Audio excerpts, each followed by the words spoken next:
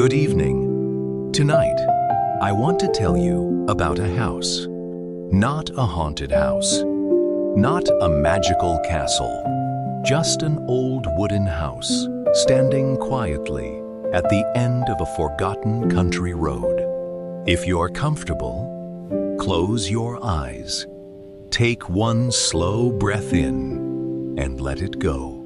Now, imagine the soft sound of wind moving through tall grass, the distant song of crickets, and somewhere far away, an old clock quietly ticking. This is where our story begins.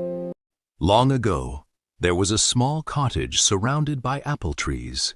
Its white paint had faded into soft gray. The porch leaned just a little. The roof sighed whenever the wind passed overhead. But every evening, exactly as the sun slipped below the hills, something extraordinary happened. The kitchen lights glowed. The stove became warm. A kettle began to whistle, and the house started making dinner. No one saw hands. No footsteps echoed across the wooden floor. Yet vegetables were gently washed. Soup quietly stirred itself. Fresh bread warmed in the old oven. 2 bowls were always placed on the table. Never one, always 2. One bowl remained untouched. Every night, the nearby villagers noticed the soft light in the windows. Some whispered that ghosts lived there. Others believed old magic had settled into the walls. But no one dared disturb it. After all, the house looked peaceful, not lonely, simply waiting. Many years earlier, an elderly man named Elias had lived there alone. He wasn't rich. He wasn't famous. He simply loved ordinary things. Morning coffee beside the window. Rain tapping on the roof. Fresh bread cooling on the table. And every evening, he cooked dinner. Not because someone always came, but because he believed one day someone would. His son had left years before to cross the sea. "I'll come home before winter," he had promised. Elias smiled. "I'll have dinner ready." Winter arrived. Then spring, summer, autumn, another winter. Still, every evening, 2 bowls waited. The years slowly folded into decades. Letters stopped coming. Neighbors moved away. Roads changed. Trees grew taller. But inside the little cottage, nothing changed. Dinner was still prepared. The table was still set. The second chair still waited quietly beneath the warm light. Then one autumn evening, Elias quietly fell asleep beside the fireplace. He never woke again. The villagers gave him a peaceful farewell. They locked the front door, closed the curtains, and believed that was the end.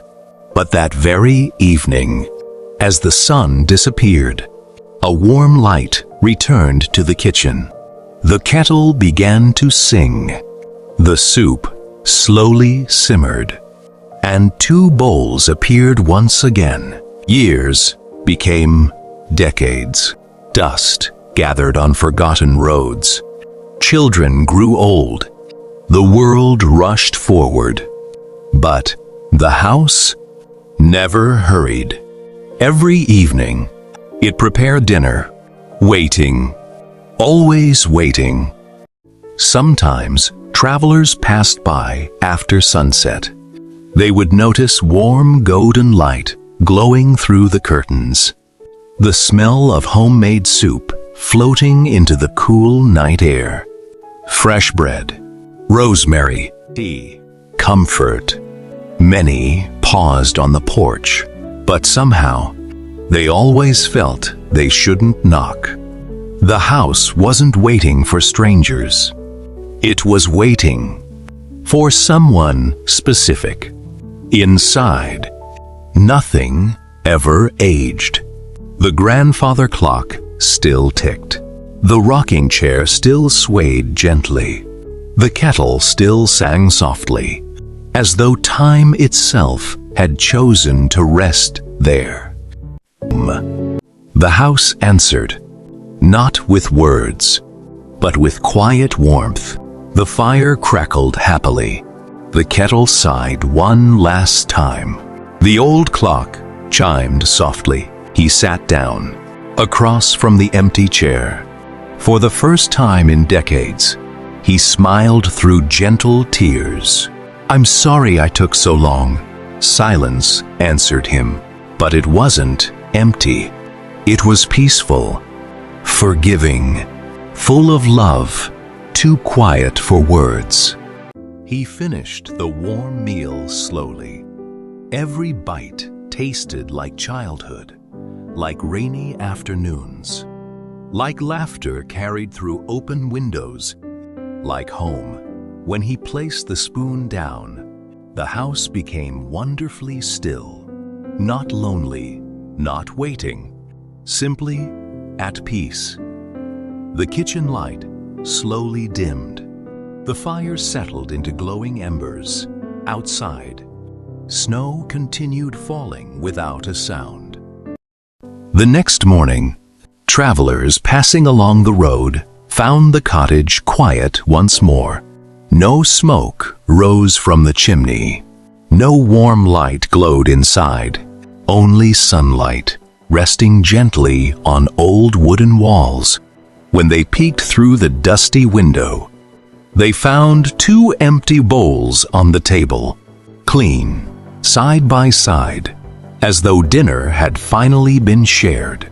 Some say the little house still stands there today. Silent, comma, peaceful, comma, no longer waiting. Because sometimes, love doesn't measure time. It measures promises. And sometimes, coming home, even after many years, is still coming home now. The wind has grown quieter. The fire has become warm.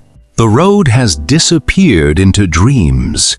Take one more slow breath. Let your shoulders grow heavy.